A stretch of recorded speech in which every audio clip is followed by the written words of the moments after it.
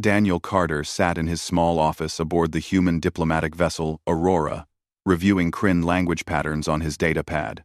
The soft blue glow of the screen reflected off his tired eyes as he traced the complex grammar structures that most translation computers could not handle properly. He had been working with alien languages for 5 years now, and the Kryn tongue was by far the most challenging he had encountered. Outside his window, the planet Helion Prime slowly rotated against the backdrop of space. The world looked peaceful from orbit, with its blue oceans and green continents. But Daniel knew better. This planet sat on the border between Kryn Empire territory and the Free Coalition worlds. It was a powder keg waiting to explode, and he was right in the middle of it. A knock on his door pulled him from his thoughts. Ambassador Patricia Hayes entered without waiting for his response, her expression tight with stress. She was a woman in her 50s, with silver hair pulled back in a strict bun and eyes that had seen too many failed negotiations. "Daniel, I need you ready in 20 minutes, she said. "The Kryn delegation has arrived early, and they are already making demands." "No." Daniel stood quickly, gathering his translation equipment. "What kind of demands?" "1. The kind that sound polite in their language but probably mean something entirely different," Patricia replied. "That is why I need you there instead of relying on the automatic translators. We cannot afford any misunderstandings today." The conference center on Helion Prime was an impressive structure, built specifically for these negotiations. Representatives from 40 different species filled the grand hall, each with their own translation booths and security details. The air buzzed with dozens of languages being spoken simultaneously, creating a strange harmony of alien sounds. Daniel took his position beside Ambassador Hayes, adjusting his earpiece and activating his translation software. The device would help him process the rapid speech, but the real work would be his understanding of cultural context and hidden meanings. Commander Vorsak entered the hall like a storm. The Kryn leader stood nearly 8 feet tall, his reptilian features sharp and predatory. His scales were deep crimson, marked with gold patterns that indicated high military rank. Behind him marched 20 Kryn soldiers, their weapons prominently displayed despite the supposed peace talks. The Galactic Council mediator, a floating jellyfish-like being named Chorus, attempted to call the meeting to order. Its translated voice echoed through the chamber with practiced diplomacy. "We gather here to discuss terms of ceasefire between the Kryn Empire and the Coalition of Free Worlds. May wisdom guide our words, and peace be our goal." Forsak's response came in deep, rumbling Kryn. The automatic translators rendered it as, "The Kryn Empire extends its hand in friendship and seeks harmonious resolution. Asa." Daniel's blood ran cold. He quickly typed a message on his pad and slid it to Patricia. The ambassador read it, and her face went pale. What Vorsak actually said was closer to, "The Kryn Empire offers you the honor of submitting to our inevitable dominance." Patricia requested a brief recess, which Chorus granted with obvious confusion. In the private chamber, she turned to Daniel, with wide eyes. "Are you absolutely certain?" she asked. "Yes," Daniel replied. "The Kryn language has multiple levels of meaning. The words he uses with subordinates are completely different from those used with equals. Every phrase he has spoken treats the coalition as conquered territory, not negotiating partners. But the other translators did not catch this, because they are programmed to look for direct word equivalents. They do not understand that in Kryn culture, the verb conjugation itself indicates social hierarchy. He is literally speaking to us the way a Kryn master speaks to slaves. Patricia paced the small room, her mind racing. If I reveal this to the coalition representatives, Vorsak will know we understand his language better than he thought. The negotiations will collapse. They are already collapsed, Daniel said quietly. We are not negotiating. We are being told the terms of our surrender, and most of the coalition does not even realize it. The ambassador made her decision. They returned to the hall, and Patricia requested formal translation verification through the council. It was a procedural move that allowed her to challenge the automatic systems without directly accusing anyone of deception. When Daniel provided his translation of Vorsak's statements to the full assembly, the effect was immediate and explosive. Representatives who thought they had been agreeing to minor territorial concessions realized they had been accepting complete subjugation. The Velcran delegate actually drew a weapon before his security restrained him. Vorsak remained calm throughout the chaos, his cold eyes fixed on Daniel. When the hall finally quieted, the Kryn commander spoke again, and this time, Daniel translated in real time for everyone to hear. So, the humans have a true speaker among them. Impressive. We had thought your species too primitive to master our language properly. I have studied your culture for 5 years, Daniel replied in flawless Kryn, shocking both Vorsak and the assembled delegates. I know your history, your literature, and your military traditions. I know that you never intended peace here. Vorsak's expression shifted to something that might have been respect, or perhaps hatred. Then you know that this discussion is pointless. The Kryn Empire will take what it wishes. These talks were merely a courtesy to allow the weak to surrender with dignity. The chamber erupted again. But this time, it was cut short by a new sound. Alarms blared throughout the building as emergency systems activated. Through the tall windows, Daniel could see bright flashes in the sky. Ships were firing weapons in orbit. The Kryn fleet has begun its attack, Vorsak announced calmly. I suggest you all proceed to your evacuation vessels. Those who cooperate will be treated well as prisoners of the Empire. The delegates panicked, rushing toward the exits. Security teams tried to maintain order but quickly gave up as hundreds of beings pushed toward the shuttle bays. Daniel found himself separated from Ambassador Hayes in the crush of bodies. He called out for her, but his voice was lost in the chaos. An explosion shook the building, throwing people to the floor. Debris rained from the ceiling as the structure began to collapse. Daniel crawled toward what he hoped was an exit, his ears ringing from the blast. Around him, delegates from dozens of worlds scrambled in blind panic. No longer dignified representatives, but simply terrified beings trying to survive. He made it to a side corridor and pulled himself to his feet. The hallway was filled with smoke and the acrid smell of burning electronics. Emergency lighting cast everything in red shadows. Daniel stumbled forward, one hand on the wall to keep his balance. That was when he heard them. Voices calling out in at least 6 different languages, all speaking at once, none understanding the others. Daniel followed the sounds and found a group of coalition soldiers trapped behind a collapsed doorway. They were trying to coordinate but failing miserably as their universal translators flickered and died from electromagnetic interference. A massive Thorian soldier was attempting to lift a steel beam, while a small Pixian tried to explain something urgent. 2 Velcran troops were arguing with a Centauran, and none of them could understand what the others were saying. They were going to die here, killed by their inability to communicate.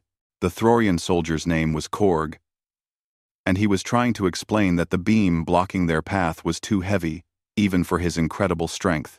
The Pixian technician, whose name sounded like Liss when translated, was insisting she could bypass the door's security if someone could reach the control panel. The Velcran lieutenant wanted everyone to fall back to a secondary position, while the Centauran sharpshooter, named Ven, believed they should push forward to the transit station. Daniel stood in the middle of this chaos and did the only thing he knew how to do. He listened, translated, and helped them understand each other. Korg says the beam is reinforced steel, too heavy to move alone, Daniel said to the group. Liss can open the door if we can get her to the panel on the other side.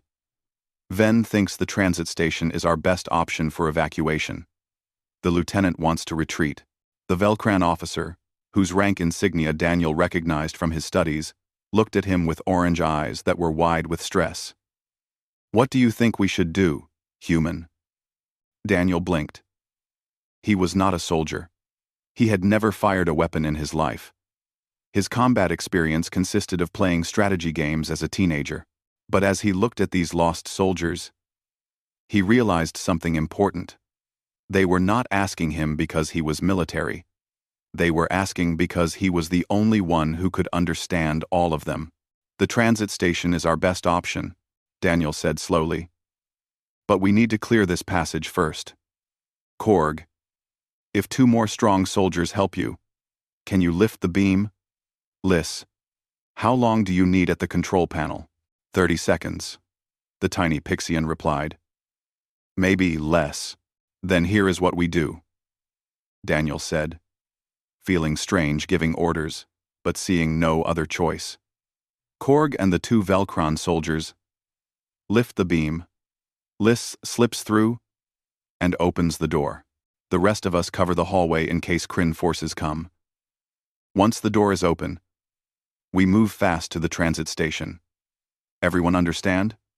He translated his own words into multiple languages, and to his surprise, the soldiers immediately moved to follow his instructions. Within minutes, the beam was lifted just enough for Liss to squeeze through. True to her word, the door opened in less than 30 seconds. The group moved through quickly and quietly.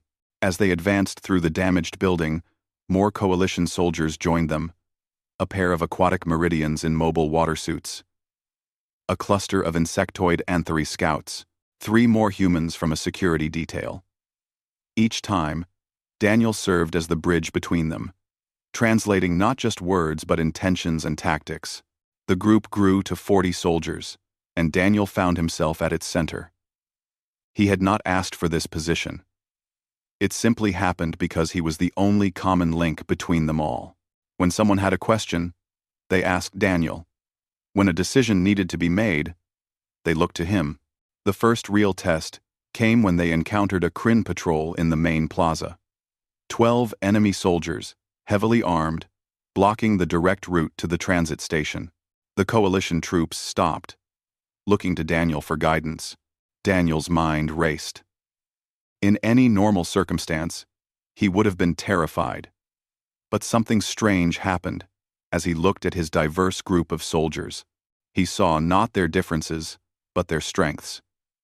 The Throrians' massive frame, the Pixians' tiny size, the Centaurans' exceptional eyesight, the human security team's tactical training. We cannot fight them head-on, Daniel said quietly, but we do not need to. Liss, can you create a distraction with those damaged power conduits? The Pixian studied the area and nodded. I can make them spark and smoke. Maybe start a small fire. Do it. Then, you and the other sharpshooters find high positions. You do not fire unless I give the order. Korg, take the heavy soldiers around to the left corridor. Stay hidden. Everyone else, with me. Daniel led the main group to a position where they could see the Kryn patrol, but remain concealed. His heart hammered in his chest. This was insane. He was a translator, not a tactical commander. But the soldiers trusted him, and he could not let them down. Liss triggered the power conduits, and they exploded in a shower of sparks and thick black smoke. The Kryn patrol immediately moved to investigate, their formation breaking apart as they spread out to search for threats. That was when Daniel saw his opportunity. The patrol commander had separated from his troops, moving closer to the smoke. He was giving orders in Kryn, which Daniel could hear clearly from his position. Probably just damaged systems, the commander was saying. But check for coalition troops. Command says there are scattered groups trying to reach the transit station. Daniel made a decision that surprised even himself. He stepped out of cover and walked calmly toward the Kryn commander, his hands visible and empty. Behind him, he heard Ven hiss in alarm, but Daniel kept walking. The Kryn commander spotted him and raised his weapon. Halt, human. I need to speak with you, Daniel said in perfect Kryn, using the formal military dialect. I have information about coalition troop movements. The commander hesitated, clearly surprised to hear his language from a human. Speak quickly. There is a large coalition force gathering in the eastern sector. Daniel lied smoothly. At least 300 soldiers with heavy weapons. They plan to assault your garrison at the spaceport. I am a translator, not a fighter. I can help you understand their communications if you guarantee my safety. It was a gamble built entirely on his understanding of Kryn military culture. They valued intelligence gathering and respected those who showed wisdom over foolish bravery. The commander lowered his weapon slightly, considering. That moment of hesitation was all Daniel needed. He had positioned himself so that the Kryn commander stood directly between his troops and the hidden sharpshooters. At Daniel's subtle hand signal, Ven fired a single, perfect shot. The Kryn commander's weapon flew from his hands, struck by Ven's projectile. Before the other Kryn soldiers could react, Korg and his heavy troops charged from the left corridor, while the rest of Daniel's force emerged from hiding on the right. The Kryn patrol found themselves surrounded and outnumbered. They surrendered without firing a shot. Daniel's soldiers secured the prisoners quickly and efficiently. The Velcran lieutenant approached him with an expression that Daniel could not quite read. "That was either brilliant or suicidal," the lieutenant said. "It worked," Daniel replied, his voice shaking slightly now that the adrenaline was fading. They continued toward the transit station, moving faster now. Daniel could hear the sounds of battle echoing through the city. Explosions in the distance. The scream of ships fighting in orbit. This had gone from a diplomatic incident to a full-scale war in less than an hour. When they finally reached the transit station, Daniel's group found hundreds of civilians huddled in terror, families from dozens of different worlds, all trapped because Kryn forces controlled the spaceport above. Children were crying. Parents tried to comfort them in languages Daniel could barely identify. A human woman approached him, holding a small child. "Please, can you help us? We have been here for hours. The Kryn keep saying, 'We will be processed.' But nothing happens." Daniel looked at the civilians, then at his 40 soldiers, then at the tactical display showing Kryn positions throughout the city. Every logical part of his brain said they should evacuate immediately, get his soldiers to safety. That was the smart choice. But as he looked at the frightened faces around him, Daniel found he could not make the smart choice. These people needed help. They needed someone to stand between them and the Kryn forces. They needed protection. "We are going to take the spaceport," Daniel announced to his soldiers. The Velcran lieutenant's eyes widened. "That is suicide. There are hundreds of Kryn troops up there, with heavy weapons and defensive positions." "I know," Daniel said. "But look at them. Look at these families. Can we really just leave them here?" Korg stepped forward, his massive frame seeming to fill the entire corridor. The spaceport sat on a hill overlooking the city, a massive structure of metal and concrete that now bristled with Kryn weapons. Daniel studied it through a pair of borrowed tactical binoculars, counting gun emplacements and guard positions. Every military instinct he did not actually possess told him this was impossible. But human history was full of impossible victories. He gathered his 40 soldiers in an abandoned warehouse near the spaceport. Using a piece of charcoal from a burned wall, Daniel drew a rough map on the concrete floor. The soldiers crowded around him, some standing, others kneeling, all waiting to hear what the translator had planned. "The Kryn expect us to attack directly," Daniel said, translating his words into multiple languages as he spoke. "Every species in the coalition fights the same way. You face your enemy openly. You match strength against strength. It is honorable. It follows proper military tradition." Korg nodded his massive head. "This is how war is fought." "On your worlds, yes," Daniel replied. "But humans learned a long time ago that honor does not matter if you are dead. We learned to fight differently. We learned to make our enemies defeat themselves." He pointed to the map he had drawn. "We are not going to assault the spaceport. We are going to make the Kryn abandon it voluntarily." The Velcran lieutenant's ears flattened against his head in confusion. "How?"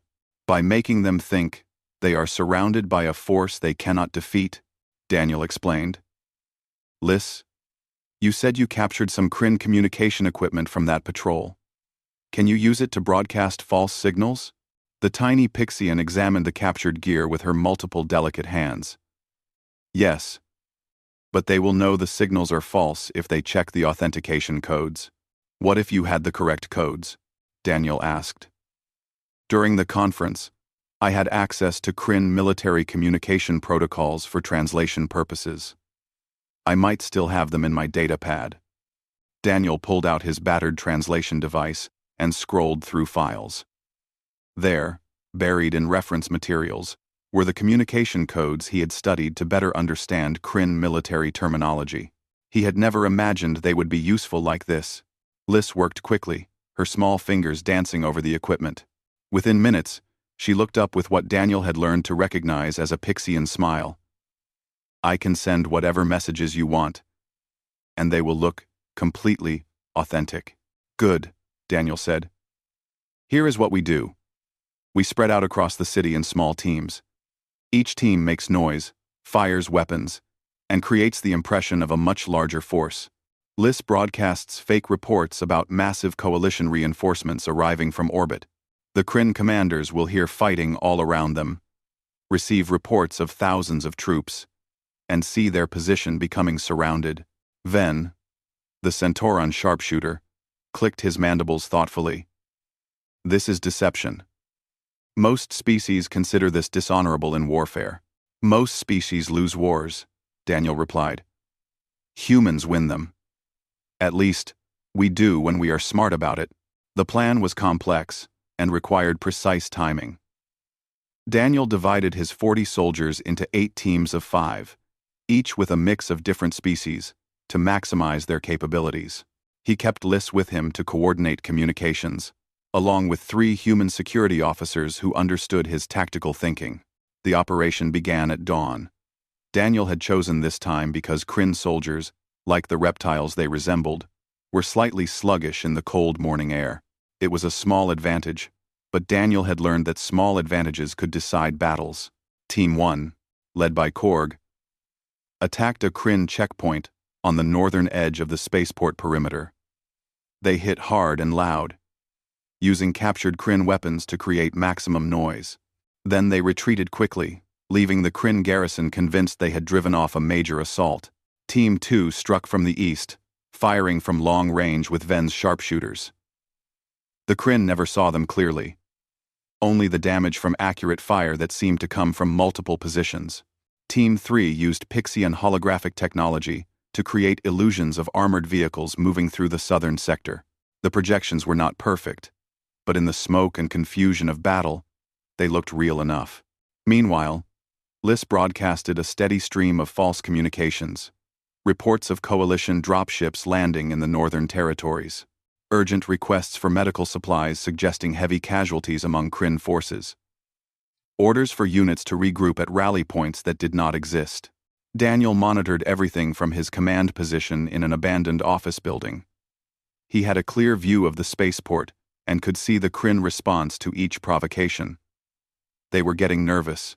Guards doubled on the perimeter. Patrols ventured out to investigate sounds and then rushed back to defensive positions. But Daniel needed them more than nervous. He needed them terrified. He sent a message to all his teams. Increase pressure. Make them think we are everywhere. For the next 6 hours, Daniel's soldiers were ghosts. They appeared, struck, and vanished. The Kryn never engaged a target long enough to realize how few attackers they actually faced. Every encounter seemed to confirm that a large coalition force was closing in around the spaceport. Then Daniel played his final card. He had Liz send a communication directly to the Kryn command frequency, using codes that suggested it came from their own intelligence division. The message reported that coalition capital ships had entered the system and were deploying orbital drop troops. It was a complete lie. But it was a believable lie. Inside the spaceport command center, which Daniel had infiltrated using Pixian stealth technology and a captured Kryn uniform, Commander Vorsak himself was present. Daniel watched from a hiding spot in the ventilation system as the Kryn leader received report after report of coalition forces appearing across the city. Vorsak was no fool. He suspected deception, but he could not ignore the evidence. His patrols were being harassed from multiple directions. Communication intercepts suggested large coalition forces. His intelligence officers reported ships in orbit. The city was filled with sounds of battle. How many troops do they have? Vorsak demanded of his subordinates. Reports vary, Commander. At least 300, possibly more. They seemed to have heavy weapons and armored support. Daniel smiled from his hiding place. His 40 soldiers had become 300 in the Kryn estimation. The power of fear and confusion. But Vorsak was not ready to retreat. We hold this position. The spaceport is too valuable to abandon on rumors and scattered attacks. Daniel had anticipated this. He needed one more push. One more piece of false information that would tip the scales. He crawled through the ventilation system to a secondary communication station and used equipment he had prepared earlier to send a final message. This one appeared to come from Kryn High Command itself, ordering all forces in the sector to withdraw to defensive positions around their primary bases. It warned of a massive coalition counteroffensive across multiple systems.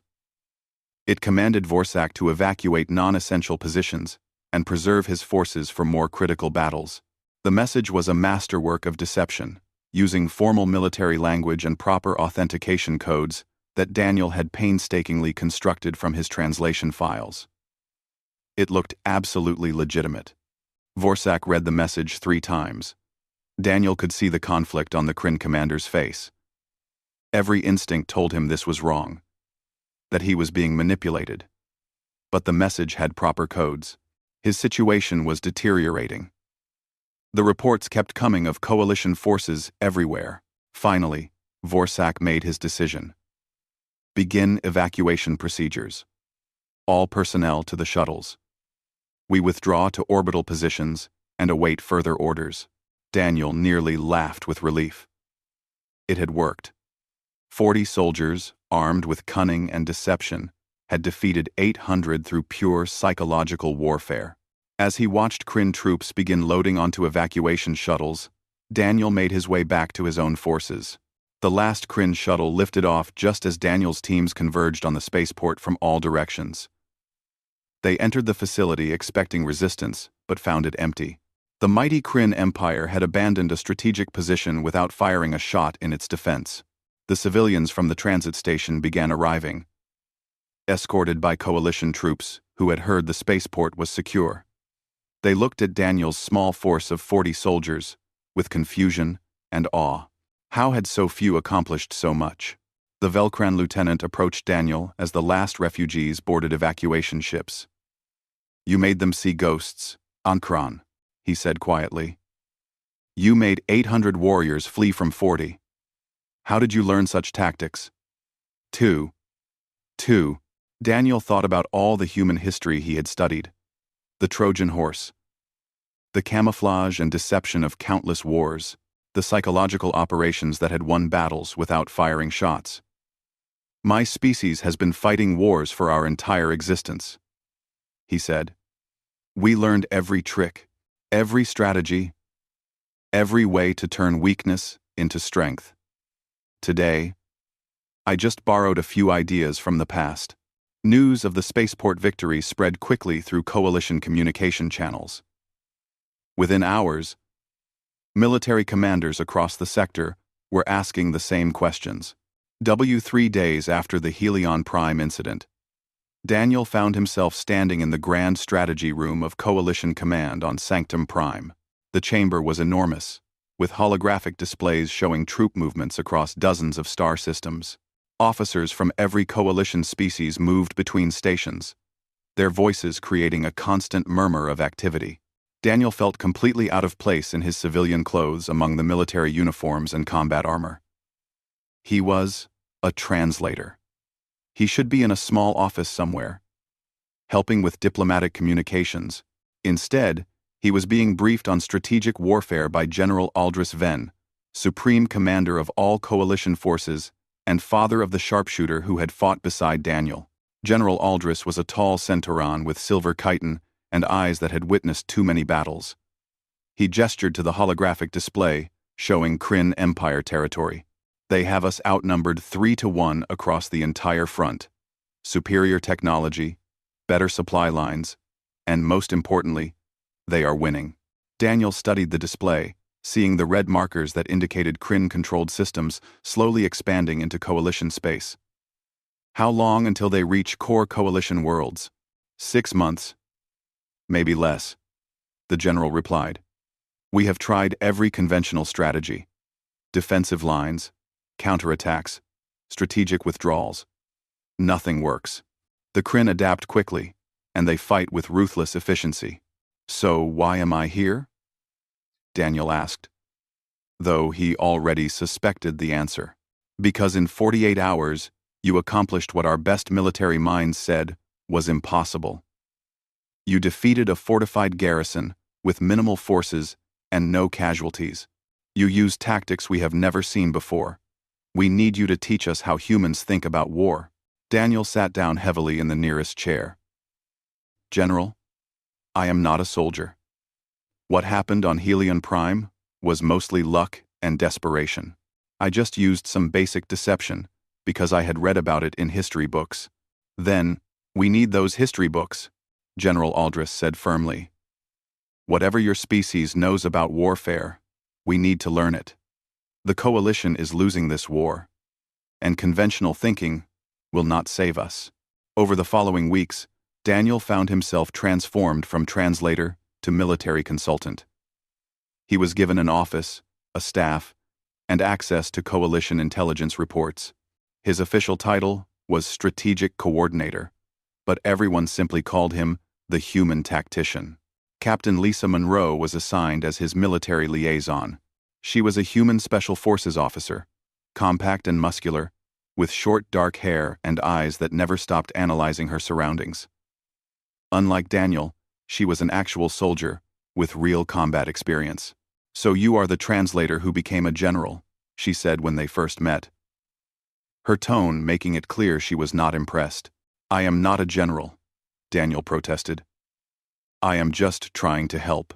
Well, everyone else seems to think you are some kind of military genius, Lisa replied.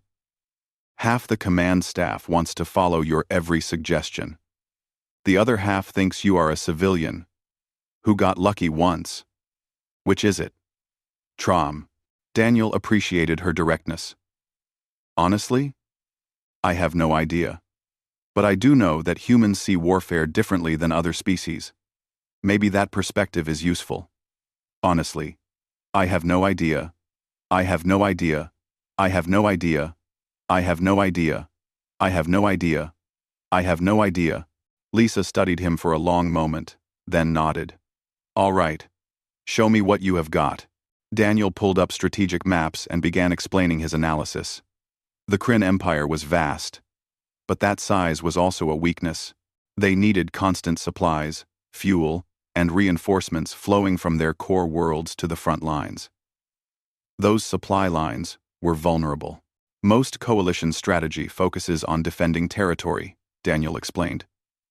But what if instead we attack their logistics? Make it too expensive for them to maintain their offensive. Guerrilla warfare, Lisa said, recognition in her voice. Hit and run. Attacks on soft targets. Humans used these tactics for centuries on Earth. Exactly. We cannot match the Kryn in direct combat, but we can make every system they control costly to hold. Raid their supply convoys.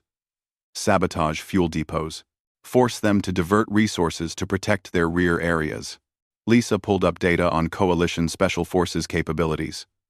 We have teams that could execute these kinds of operations. Small, fast, able to operate behind enemy lines. Together, they began planning a campaign that would have been unthinkable by conventional coalition doctrine. Instead of defending, they would attack. Instead of fighting where the enemy was strong, they would strike where he was weak. It was asymmetric warfare on a galactic scale. The first operation targeted a major Kryn supply depot in the Kelsor system. Daniel planned every detail, accounting for Kryn patrol patterns, sensor coverage, and response times. A team of 12 Coalition Special Forces operators, led by Lisa herself, would infiltrate the system, destroy the depot, and escape before reinforcements arrived. Daniel watched the operation unfold from Coalition Command, monitoring communications and updating tactical assessments in real time. Everything went according to plan. The depot was destroyed. The team escaped cleanly. It was a perfect success. Then Daniel received the casualty reports. 300 Kryn civilians had been at the depot. Support staff, technicians, families of military personnel. They had all died in the explosions. Daniel stared at the numbers on his screen, feeling sick. He had known there would be casualties. War meant death. But seeing the actual count, knowing that his plan had killed 300 beings who were not soldiers, was different than abstract planning. Lisa found him that night in the observation deck, staring out at the stars. "You are thinking about Kelsor," she said. It was not a question. 300 civilians. Daniel replied quietly. I killed 300 people who were just doing their jobs. The Kryn killed thousands of coalition civilians when they started this war, Lisa pointed out. They targeted hospitals, schools, refugee ships. This is war, Daniel. People die. I know. But I gave the order. I planned the operation. Their blood is on my hands. Lisa sat beside him. Yes, it is. That is the burden of command. Every decision you make means someone lives or dies. You can either accept that responsibility or step down and let someone else make the choices. But if you step down, the coalition keeps using conventional tactics, keeps losing, and more people die anyway. Daniel closed his eyes. How do you deal with it? The guilt? Well, by remembering that I am fighting for something bigger than myself. Those 300 deaths at Kelsor, they might save thousands of coalition lives if the operation disrupts Kryn supply lines enough to slow their offensive. It is a terrible calculation, but it is the one commanders have to make. Over the next 3 months, Daniel planned and executed 17 more operations. Convoy raids, sabotage missions, ambushes of isolated Kryn garrisons. Each one successful, each one reducing the Kryn Empire's ability to wage war. Each one adding to the weight Daniel carried. He barely slept anymore. When he did, he dreamed of faces. Kryn soldiers he had never met, but had sent orders to kill. Coalition troops who died executing his plans. Civilians caught in crossfire. They all looked at him with accusing eyes. But the strategy was working. Kryn offensives stalled as supply shortages mounted. Frontline units went without ammunition and fuel. The Empire's advance slowed and then stopped entirely.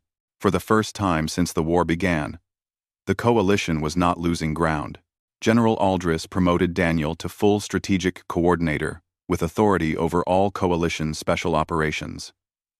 Daniel accepted the promotion because refusing would mean abandoning the soldiers who trusted him, but he felt like a fraud wearing the insignia of rank. Then intelligence reported something that changed everything. Coalition agents had located the Crimson Throne, the massive military station where Commander Vorsak himself coordinated the entire Kryn war effort.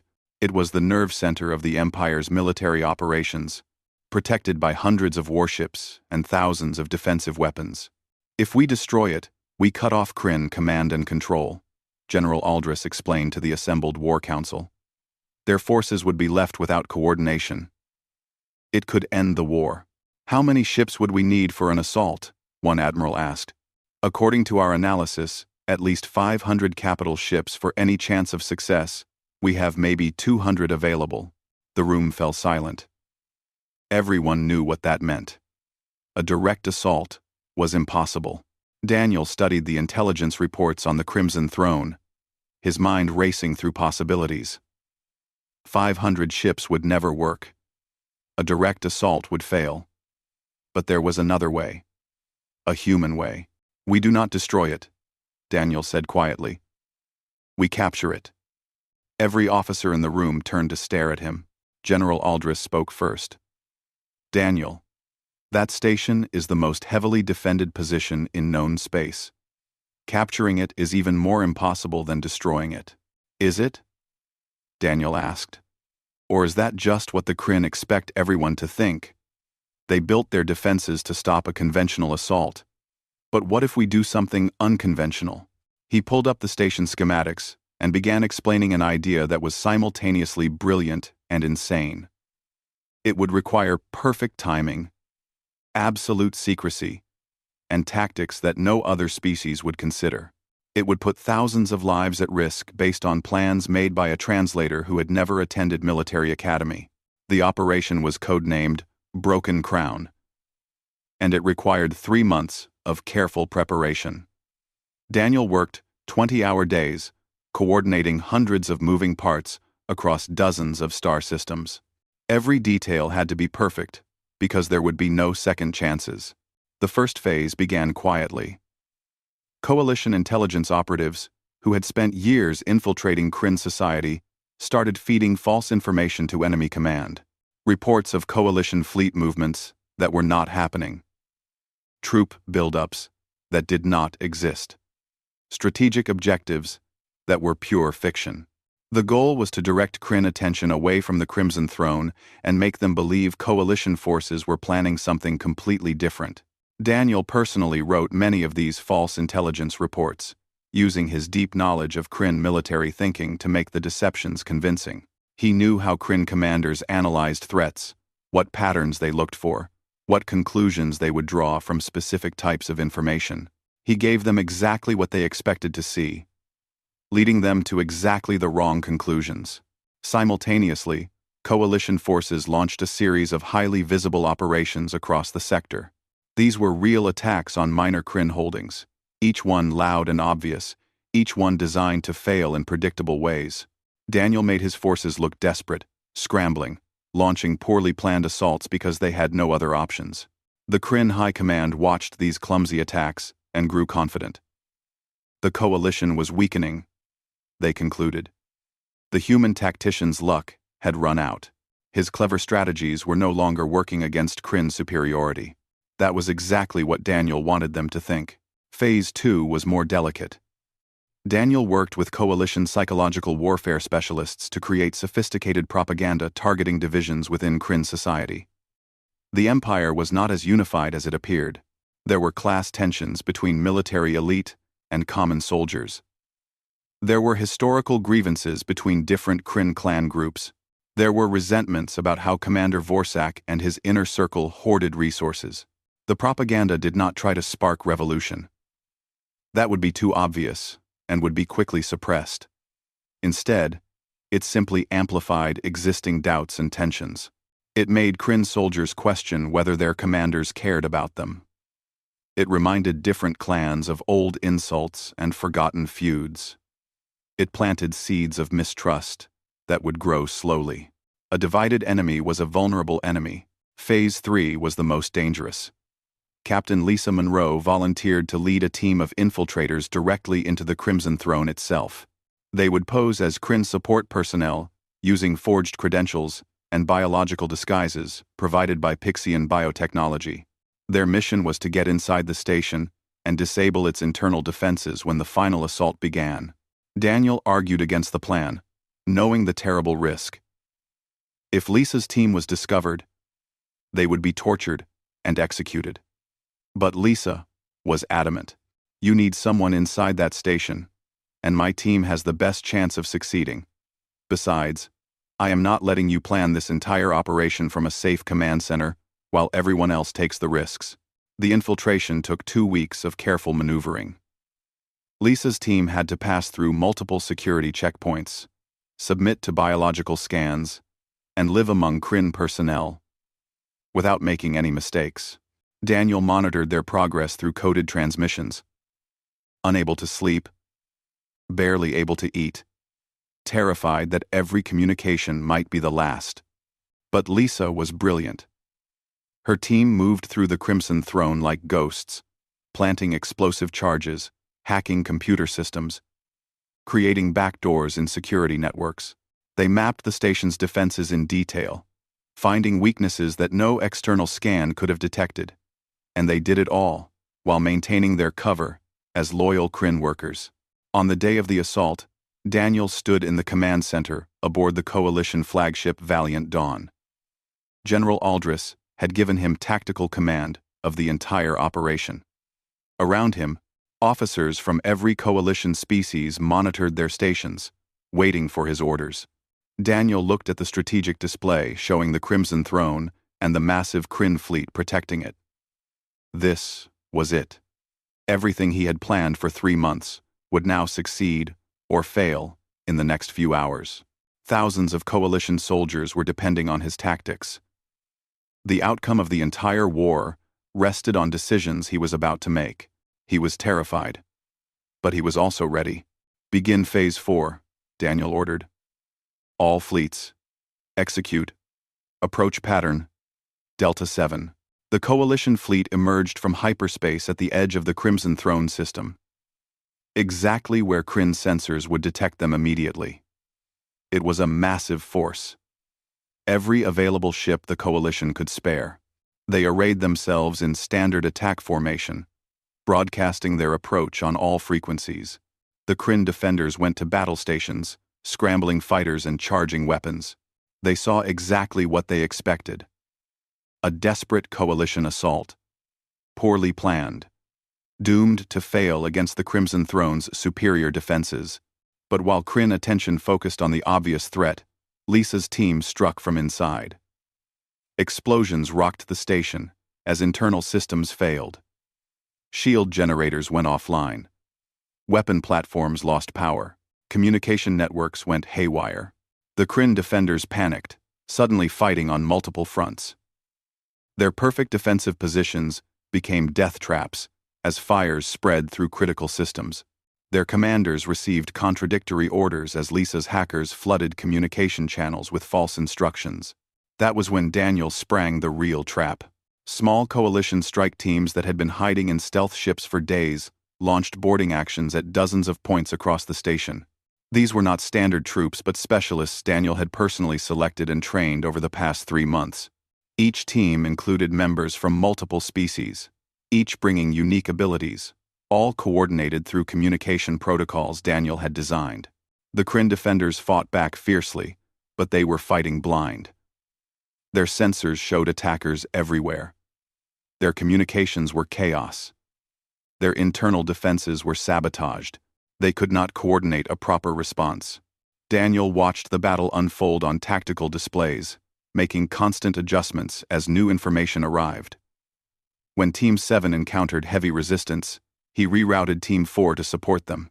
When Kryn reinforcements tried to retake a critical junction, he had Lisa's inside team seal blast doors and trap them. Every decision was made in seconds, translating raw information into tactical orders across multiple languages. This was what Daniel had become. Not just a translator of words, but a translator of chaos into strategy, of confusion into victory. The battle for the Crimson Throne lasted 6 hours. Coalition casualties were high, but far lower than any conventional assault would have caused. Kryn defenders surrendered section by section as they realized their position was hopeless. Finally, coalition forces breached the command center itself. Daniel watched through camera feeds as his soldiers secured the vast chamber.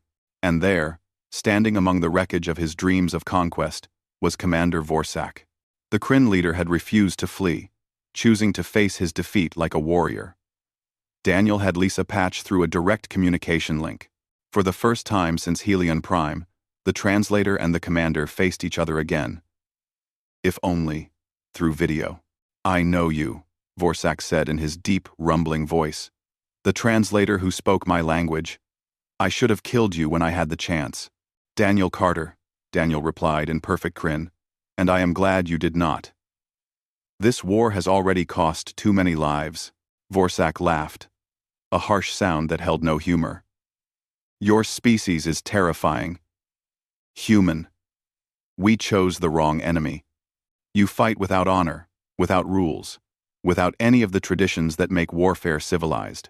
We fight to win," Daniel said, "and we fight to protect those who cannot protect themselves. If that is dishonorable by your standards, I can live with that." "What happens now?" Vorsak asked.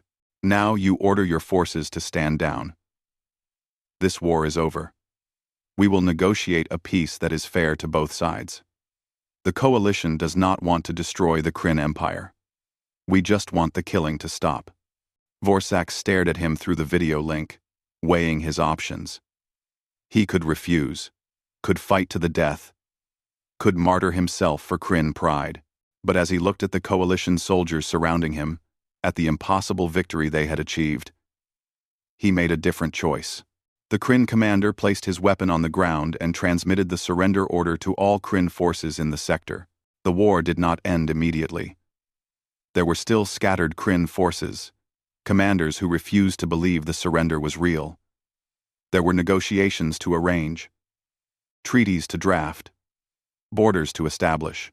The process would take months, but the major fighting stopped. The Crimson Throne became a symbol of coalition victory, proof that the impossible could be achieved through courage, cunning, and cooperation between different species.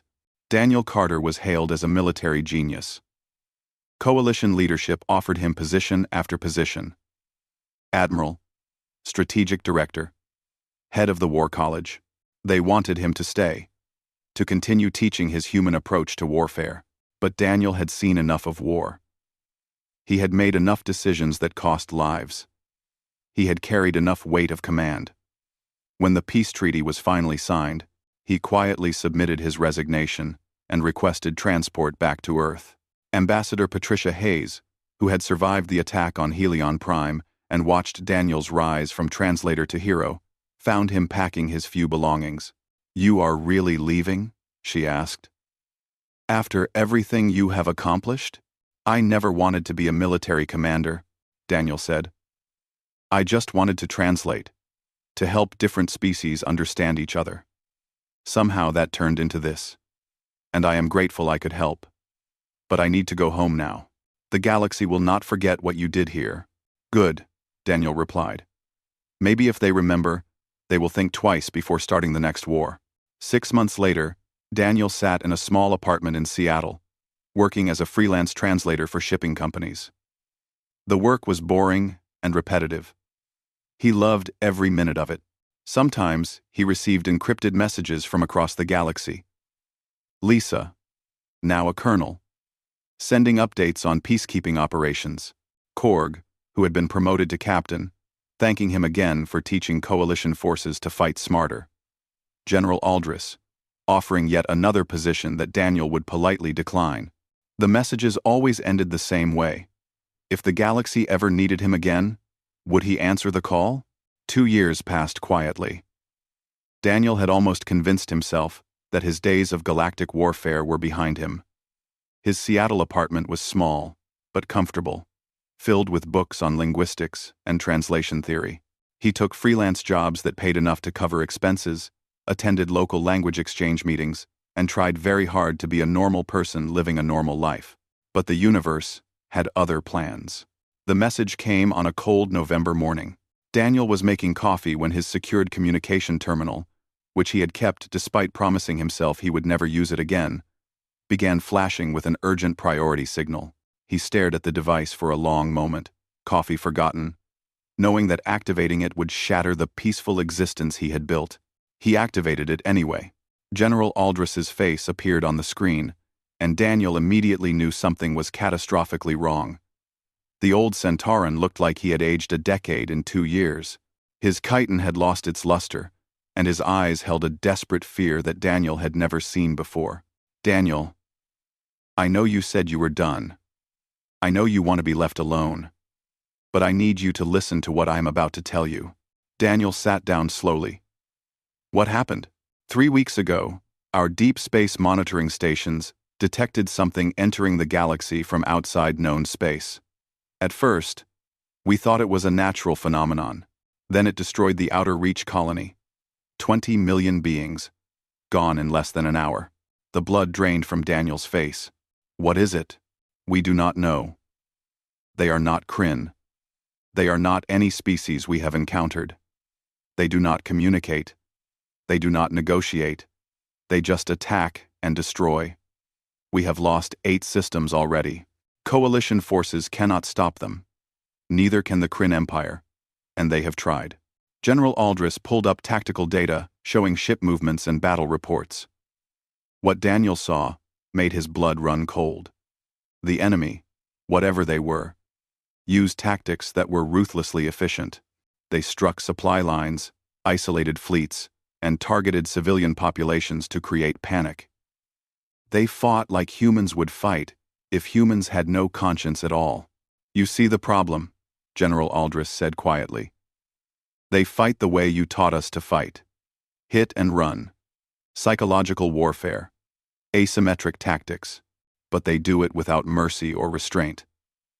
Every tactic you use to save lives, they use to maximize deaths. Daniel felt sick. You think I am responsible for this somehow? No, the general said quickly. But we need someone who understands this kind of warfare. Our conventional commanders are useless against this enemy. The Kryn are even worse. You are the only one who might be able to predict what they will do next and how to counter it. I am not a soldier anymore, Daniel protested weakly. I am just a translator. You were never just a translator, General Aldris replied. You were the commander who ended a war and saved billions of lives. The galaxy needs that commander again. Daniel closed his eyes. He had known this moment would come eventually. Peace was never permanent. There was always another war. Another crisis. Another reason to put aside his own desires and do what needed to be done. Send me everything you have on this enemy, he said finally. I will look at it. But I am not promising anything. The data arrived within minutes, and Daniel spent the next 3 days analyzing it obsessively. He studied attack patterns, fleet movements, target selection. He watched video of battles where coalition ships were torn apart by weapons that seemed to appear from nowhere. He read reports from survivors who spoke of enemies that showed no emotion, no hesitation, no mercy. And slowly, Daniel began to see patterns. The enemy was not just using human tactics. They were using them perfectly. Without the moral constraints that held humans back, they struck where it would cause maximum psychological damage. They destroyed hope as effectively as they destroyed ships.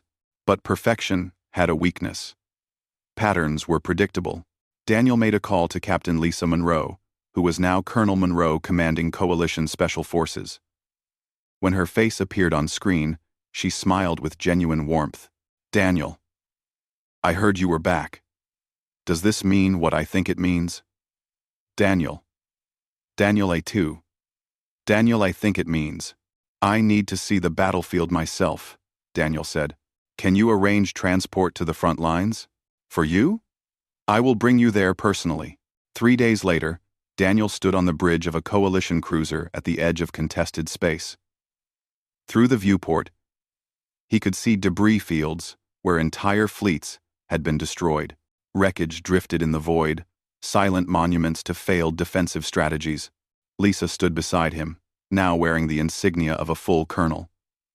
We tried everything you taught us. Ambushes, supply raids, deception operations. Nothing works. It is like they know what we are going to do before we do it. That is because they probably do, Daniel said thoughtfully. Show me the battle recordings again. They reviewed the footage together, and Daniel pointed out details that others had missed. Look at their timing. They always hit exactly when our forces are most vulnerable. They always know where our supply convoys will be. They fight like they have perfect intelligence. You think there is a spy in Coalition Command? Maybe. Or maybe they have technology that lets them predict our actions. Either way, we need to do something they cannot predict. And what would that be? Lisa asked. Daniel was quiet for a long moment, watching the debris drift past. Then he smiled, though it was not a happy expression. We need to stop fighting like I taught you to fight. We need to be unpredictable, chaotic, even stupid by strategic standards. We need to make decisions that do not make tactical sense. That sounds like a great way to lose battles, or to win them against an enemy who expects us to be smart. Sometimes, the most intelligent move is to do something completely foolish. Over the next weeks, Daniel worked with coalition commanders to develop new tactical approaches that deliberately violated every principle of good strategy. They launched attacks at disadvantageous times.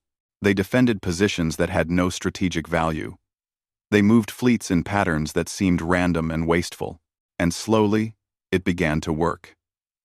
The enemy, expecting logical, tactical responses, was caught off guard by coalition forces that refused to behave rationally.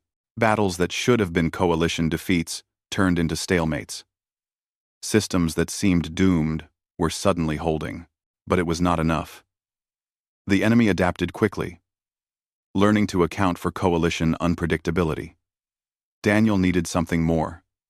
Something revolutionary that would change the entire nature of the conflict. He found it in an unlikely place, by talking to Kryn military leaders. The peace treaty between the coalition and the Kryn Empire had held, mostly because both sides now faced a common enemy. Daniel arranged a meeting with Commander Vorsak, who had been allowed to retain his rank despite his defeat. They met on a neutral station, sitting across from each other as they had once faced each other through video. Vorsak studied Daniel with those cold reptilian eyes. "The human tactician returns," Vorsak said. "I wondered if you would. This enemy fights like you. Human. Should I blame your species for bringing this plague upon us? My species is still confined to our home system, except for diplomatic missions," Daniel replied. "We did not bring this enemy. But I may know how to defeat it." "How?" "By working together.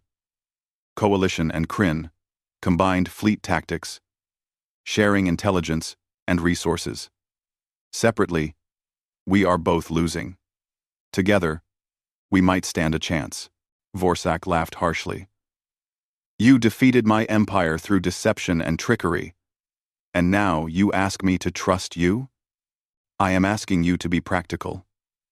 This enemy will destroy the Kryn Empire just as surely as it will destroy the coalition. Pride is a luxury neither of us can afford anymore."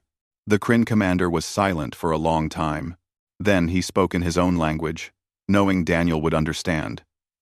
"You are right. Of course. War has made us both realists. What do you propose?" "I'm in." Daniel outlined a joint operation that would have been unthinkable 2 years earlier. Coalition and Kryn fleets fighting side by side, sharing tactics and intelligence, combining their different approaches to warfare into something greater than either could achieve alone. It took months to arrange, months of negotiations and political maneuvering. Many coalition leaders refused to trust the Kryn. Many Kryn officers would rather die than fight alongside their former enemies. But Daniel pushed forward relentlessly, calling in every favor, using every ounce of political capital he had earned. Finally, 6 months after that first message from General Aldris, the combined fleet assembled for its first joint operation. Daniel stood on the bridge of the flagship, now wearing the uniform of Coalition Supreme Commander, a rank he had tried to refuse, but eventually accepted when General Aldris explained that no one else could command both Coalition and Kryn forces. The target was an enemy stronghold in the Meridian sector. Intelligence suggested it was a command and control center for the invasion. If they could destroy it, the enemy advance might falter. Daniel watched as Coalition and Kryn ships moved into formation, old enemies working together out of desperate necessity.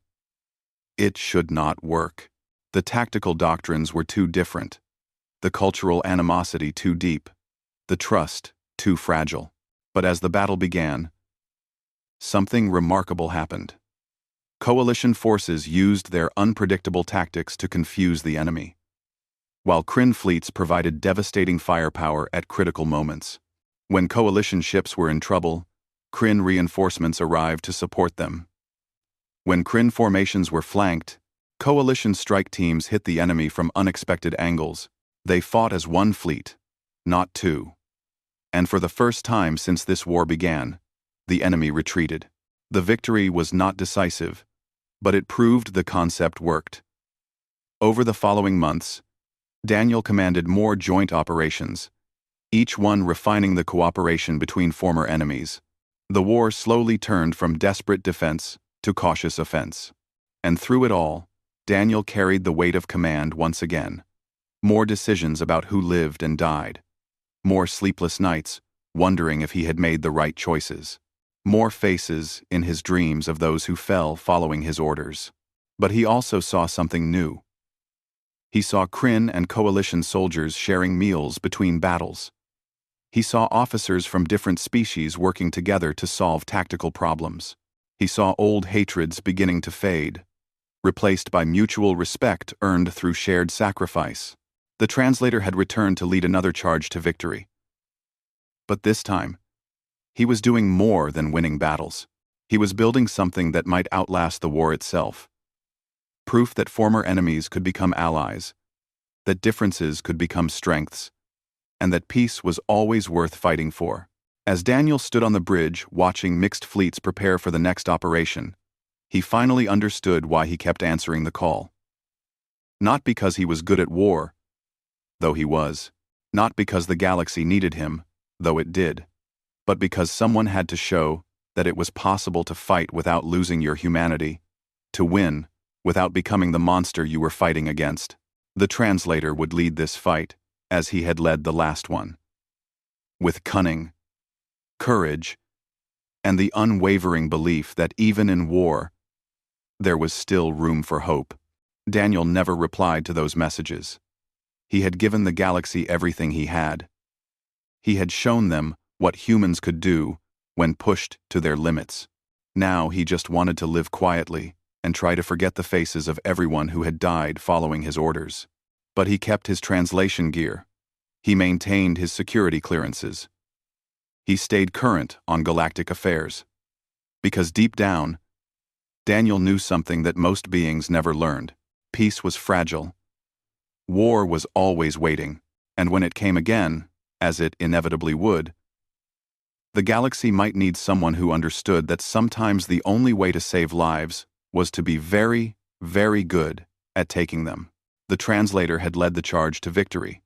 Now he would lead by example, showing that the greatest strength was knowing when to fight and when to choose peace. But if it worked, it would end the war.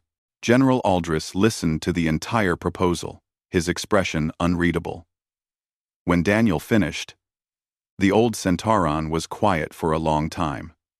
Finally, he spoke. This plan violates every principle of conventional warfare. It relies entirely on deception and misdirection. Most species would consider it dishonorable. He paused, then smiled, which is exactly why it might work. Prepare your operation, Coordinator Carter. Show us what humans can do. Daniel left the meeting feeling the full weight of what he had just committed to. This would be the largest, most complex operation he had ever planned. If it succeeded, he would be a hero. If it failed, thousands would die because he had been too arrogant to admit his limitations. The translator had come a long way from his small office on the Aurora. Now he was planning operations that would decide the fate of entire worlds. And despite all his success, Daniel had never felt more afraid. Ho was Daniel Carter? How had an unknown translator defeated a Kryn garrison with a handful of troops? What other tactics did humans know? Daniel stood in the empty spaceport, exhausted and overwhelmed. He had saved the civilians. He had accomplished the impossible, but as he listened to coalition officers on the radio discussing his tactics and requesting his presence at military headquarters, he felt a cold dread settle over him. He was no longer just a translator. He had become something else. Something he had never wanted to be. The galaxy had seen what humans could do when they applied their peculiar genius for warfare, and now everyone wanted more. Daniel looked up at the stars and wondered what he had started. The human is right. We fight. One by one, the other soldiers agreed. The Pixian, the Centauran, the Meridians, the Anthari, the other humans. 40 soldiers against a fortified garrison, all because a translator asked them to do the impossible. Daniel had no military training. He had no experience with command. But he had something perhaps more valuable. He had read histories of human warfare. going back thousands of years. He knew the stories of impossible victories won through cunning rather than strength. He knew that humans had always found ways to win when they should have lost. Now he would see if those lessons could work on an alien battlefield, with alien soldiers, against an alien enemy. The translator was about to become a commander in truth, and the galaxy would never be the same. Daniel took a deep breath and stepped forward. "I can help," he said. "I can translate for all of you." The soldiers turned to look at this human civilian in simple clothes, and Daniel saw the hope and desperation in their alien eyes. He had come to this planet to translate words at a peace conference. Now he would translate them in the middle of a war. He had no idea that this moment would change everything, that the linguist would become a commander, that his words would lead these soldiers not just to safety, but to victory. All Daniel knew was that people needed help, and he had the skills to provide it, so he started translating. And in doing so, he took the first step on a path that would make him a legend.